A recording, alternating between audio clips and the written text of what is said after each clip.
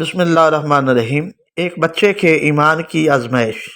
مسند احمد میں ہے، رسول اللہ صلی اللہ علیہ وآلہ وسلم نے فرمایا کہ پہلے زمانے میں ایک بادشاہ تھا، اس کے ہاں ایک جادوگر تھا۔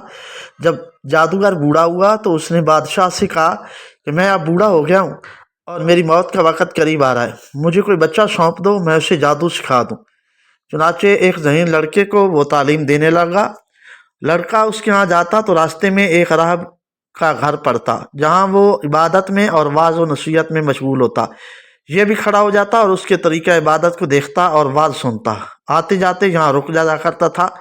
جادوگر بھی مارتا اور باپ بھی، کیونکہ وہ وہاں دیر سے پہنچتا اور یہاں بھی دیر سے آتا۔ ایک دن بچے نے راہب کے سامنے یہ شکایت پیش کی۔ راہب نے کہا کہ جب جادوگر تم سے پوچھے کہ کیوں دیر ہو گئی ہے تو کہنا کہ گھر والوں نے روک لیا تھا، گھر والوں کو کہنا کہ جادوگر نے روک لیا تھا۔ یوں ایک زمانہ گزرتا گیا۔ ایک طرف تو وہ جادوگر سیکھتا اور دوسری طرف کلام اللہ اور دین اللہ سیکھتا تھا۔ ایک دن یہ دیکھتا ہے کہ راستے میں ایک زبردست ہیبت ناک سانپ پڑا ہے جس نے لوگوں کی آمد و رفت بند کر رکھی ہے۔ ادھر والے ہیں اور سب رکے ہوئے ہیں اور لوگ پریشان کھڑے ہیں۔ اس نے اپنے دل میں سوچا کہ آج موقع ہے کہ میں امتحان لوں، راہب کا دین اللہ کو پسند ہے یا جادوگر کا۔ اس نے ایک پتھر اٹھا کر اور یہ کہہ کر اس پر پھینکا کہ اے اللہ، اگر تیرا دین نزدیک راہب کا دین جادوگر کی تعلیم سے زیادہ مجھے محبوب ہے تو اس جانور کو اس پتھر سے ہلاک کر دے کہ لوگوں کو اس بلا سے نجات ملے۔ پتھر لگتے ہی وہ جانور ہلاک ہو گیا اور لوگوں کا آنا جانا شروع ہو گیا۔ اور پھر لڑکے نے جا کر راہب کو خبر دی۔ اس نے کہا، پیارے بچے، آج کے دن تو مجھ سے افضل ہے، اب اللہ کی طرف سے تیری آزمائش ہوگی۔ اگر ایسا ہوا تو لوگوں کو میری خبر نہ کرنا۔ اب اس بچے کے پاس حاجت مند لوگوں کا تانتا لگ گیا۔ اس کی دعا سے مادر زاد اندھے، کوڑی، جذامی اور ہر قسم کے بیمار اچھے ہونے لگے۔ بادشاہ کے ایک نابینا وزیر کے کان میں یہ بھی بات پڑی۔ وہ بڑے تحفے تحائف لے کر حاضر ہوا اور کہنے لگا کہ مجھے شفا دے دی تو یہ سب کچھ تجھے دے دوں گا۔ اس نے کہا کہ شفا میرے اللہ کے ہاتھ میں ہے، میں نے کسی کو شفا نہیں دے سکتا۔ شفا دینے والا اللہ ہے، وحدہ لا شریک ہے۔ اگر تو اس پر ایمان لانے کا وعدہ کرے تو میں دعا کروں۔ اس نے اقرار کر لیا۔ بچے نے اس کے لیے دعا کی، اللہ نے اسے شفا عطا فرما دی۔ وہ بادشاہ کے دربار میں آیا اور جس طرح اندھا ہونے پہلے کام کرتا تھا اس طرح کام کرنے لگا۔ اس کی آنکھیں بالکل روشن تھی۔ بادشاہ نے متعجب ہو کر پوچھا کہ تجھے آنکھیں کس نے دی؟ اس نے کہا کہ میرے رب نے۔ بادشاہ نے کہا، ہاں، یعنی میں نے دی ہیں؟ وزیر نے کہا، نہیں، میرا اور تیرا رب صرف اللہ ہے۔ اب بادشاہ نے اس کو مار پیٹ شروع کر دی اور طرح طرح کی تکلیفیں دیں۔ اب پوچھنے لگا کہ تجھے تعلیم کس نے دی؟ آخر اس نے بتایا کہ میں نے اس بچے کے ہاتھ پر اسلام قبول کر لیا ہے۔ اس نے اسے بلایا اور کہا کہ اب تم جادو میں کامل ہو گئے ہو، اندھوں کو دیکھتا اور بیماروں کو تندرست کرنے لگے ہو۔ اس نے کہا، غلط ہے، میں کسی کو شفا نہیں دے سکتا ہوں، نہ میں جادوگر ہوں، شفا اللہ کے ہاتھ میں ہے۔ وہ کہنے لگا، اللہ تو میں ہی ہوں۔ اس نے کہا، ہرگز نہیں۔ بادشاہ نے کہا، پھر تو میرے سوا کسی اور کو رب مانتا ہے؟ تو اس نے کہا، ہاں، میرا اور تیرا رب اللہ ہے۔ اس نے اب اس بچے کی طرح طرح کی سزائیں دینی شروع کر دیں، یہاں تک کہ راہب کا پتہ لگا لیا اور راہب کو بلا کر کہا کہ اسلام کو چھوڑ دے۔ اس نے انکار کیا تو بادشاہ نے اسے آرے سے چروا دیا۔ پھر اس نوجوان سے کہا کہ تو بھی دین اسلام سے پھر جا۔ اس نے بھی انکار کیا تو بادشاہ نے اپنے سپاہیوں کو حکم دیا کہ اسے فلاں پہاڑ کی چوٹی پر لے جاؤ، وہاں پہنچ کر بھی اگر دین سے باز آ جائے تو اچھا، ورنہ وہیں سے لٹکا دیں۔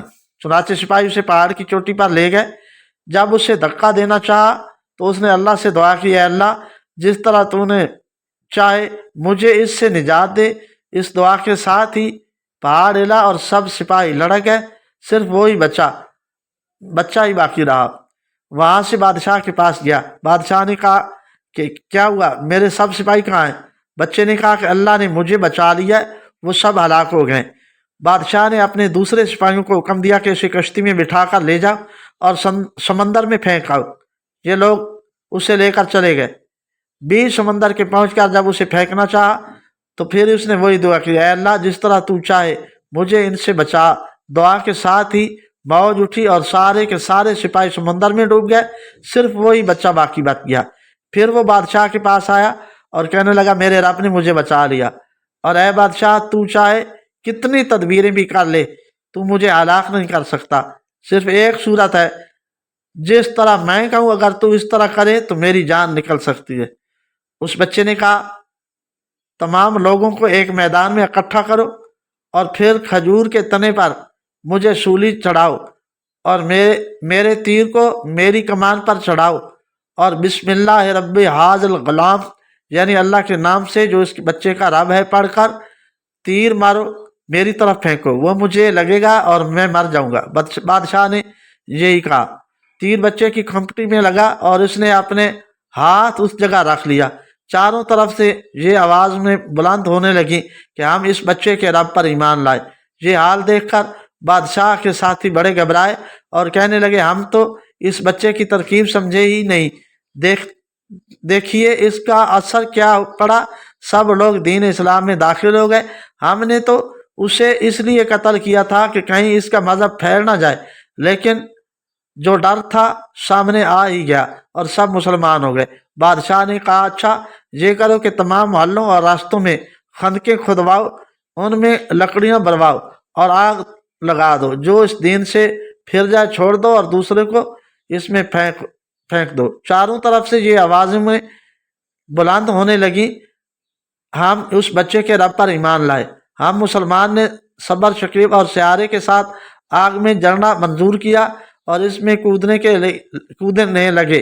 البتہ ایک عورت جس کی گود میں دودھ پیتا بچہ چھوٹا سا تھا ذرا جھجکی تو اس بچے کو اللہ نے بولنے کی توفیق دی۔ اس نے کہا اماں کیا کر رہی ہو، تم تو حق پر ہو، صبر کرو اور اس میں کود پڑو۔ ریاض الصالحین قرآن میں سورہ البروج کے اندر میں واقعہ پر اللہ رب العزت نے روشنی کی ڈالی ہوئی ہے۔ اللہ تعالی ہمیں سب کو عمل کی توفیق عطا فرمائے۔